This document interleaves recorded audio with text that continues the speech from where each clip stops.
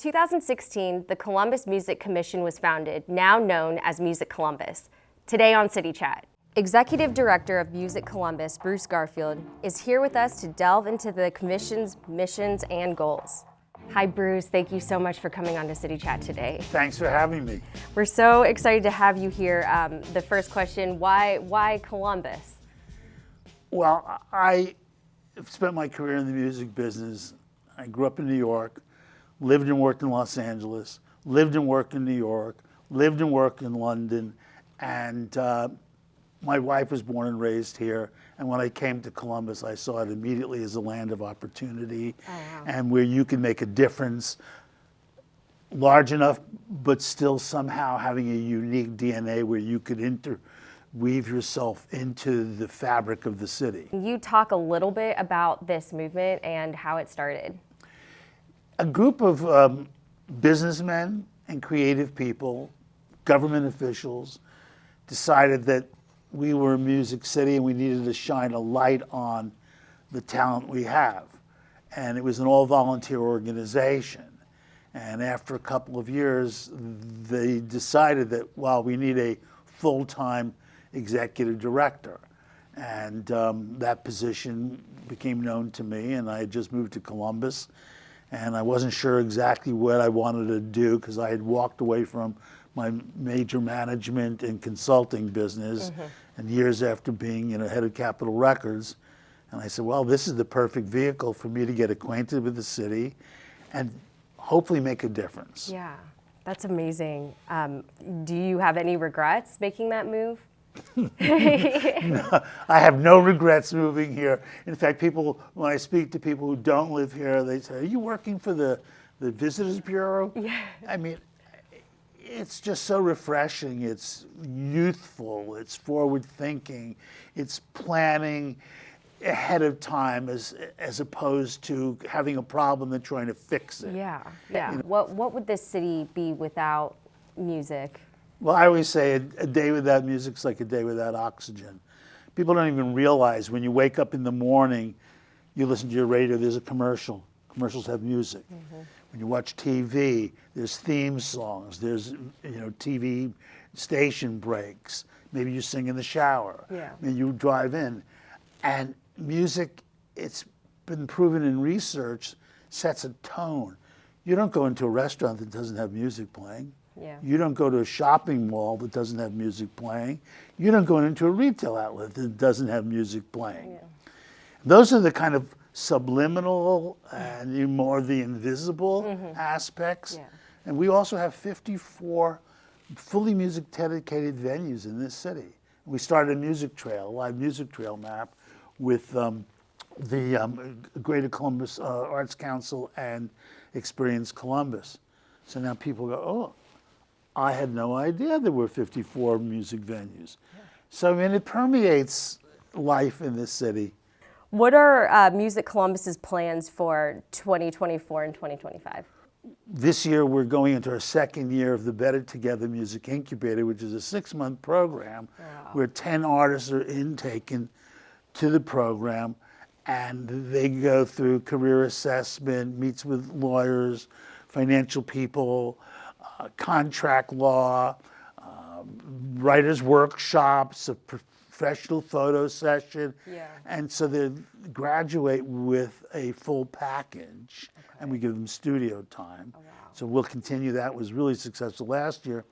And then through the generosity of the leadership of Thrive Development, we're having a 8 or 10,000 square foot Heartland Music Incubator and Accelerator Center built, and that will house rehearsal studios, production suites, offices, community space for musicians to come together because there's very little rehearsal space available, and this will be run as a nonprofit.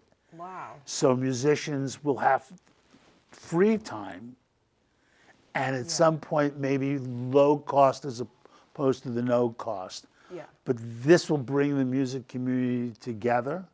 So that's really the kind of the big items, in addition to constantly advocating for music. Can you talk a little bit about some of the events that you have throughout the city at venues that you have going on? In the pathway to prosperity, it starts with the youngest children, introducing them and their parents to musical instruments. So we're initiated a musical petting zoo, and that was started over at the Hilltop Festival last year. Oh, cool. And it was just great to see all these little kids touching instruments and banging tambourines. Yeah. So that's early childhood development. The next step was, well, our schools needed financial support because the music and arts programs probably have the smallest budgets of all. Yeah. And so we've run a gift of music instrument drive, which takes place the last weekend of August, going into the week and just before Labor Day. Okay. And to date, we've donated thousands of instruments, and it's been calculated $406,000 of instruments. Oh, wow. So that's a next step. That also helped us get on the radar of people in the community, say, oh, look what they're doing. Right. Then the next step was workforce development. Young people know there's a business of music. So let's train them at radio stations, recording studios, venues, anything in the music industry landscape, and pay them $15 an hour. The next step was, well, there's no stages for young emerging artists to play, or not enough all ages shows, so we started the Unheard, which gives 3 artists each Unheard showcase to play on a professional stage with an audience and actually get their first real paycheck. Cool. And those happen 4 or 5 times a year. We have the Music Mondays, where we bring major, not celebrities, but major functionaries in the music industry to address students and musicians and people who aspire to have a career in music about how the industry really works. Yeah. And it also serves other purposes because we're introducing these people, many of whom have never been to Columbus. Yeah. Next step in that pathway is to create awareness for music, which is deploying music all over the city through the Music Columbus Music Everywhere program. Then we evolve into the Better Together Music Incubator, and then the new center that's being built for acceleration and incubation of music, and we'll attract people from outside the state also.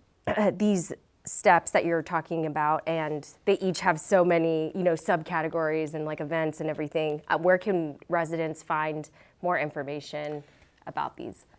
MusicColumbus.com. Okay. We have videos of our past Music Mondays with expert speaking. We have all kinds of news alerts about the programs, the dates they have. Okay. So rather than recite a complete calendar for the year, MusicColumbus.com will provide all the information. Is there one specific category, of these steps that you like the most? Personally, the gift of music has the most meaning to me because I grew up in a not well-off family in the Bronx, New York. My parents couldn't afford an instrument, but the Department of Education initiated a pilot program where my parents could rent me a trumpet for $2 a month. Wow. And that gave me the tools of change, lifelong tools, because when I got in the music business, I stopped playing the trumpet when I graduated high school. And I never realized what it really had done for me, other than, giving me confidence and help me with socialization skills. But roll the clock up 20 years and I become a very successful executive in music. And then one day it just dawned on me here, when I started this program, that trumpet taught me about music. So when I would meet with major artists or artists that I wanted to sign to Capitol, I had an advantage because my competitors from the other major companies were suits. Yeah. I could go to the studio and talk to an artist, not about what we do promotion-wise and how we'll advance their career, but I could talk music to them. Yeah. Which gave them confidence that I was someone that cared about their music and about them. So Gift of Music to me has a very special place in my heart. And you know, to think that you've given $406,000 of instruments to kids, and those last forever, because if I gave you a trumpet, you couldn't tell me if that trumpet was 5 weeks old or 50 years old. Yeah. So those instruments get passed along from generation to generation. Thank you so much for coming on today. This was really, really great talking to you, and great to meet a legend like you. Thank you. That legend part I'm not sure about. No, definitely. Thanks very much.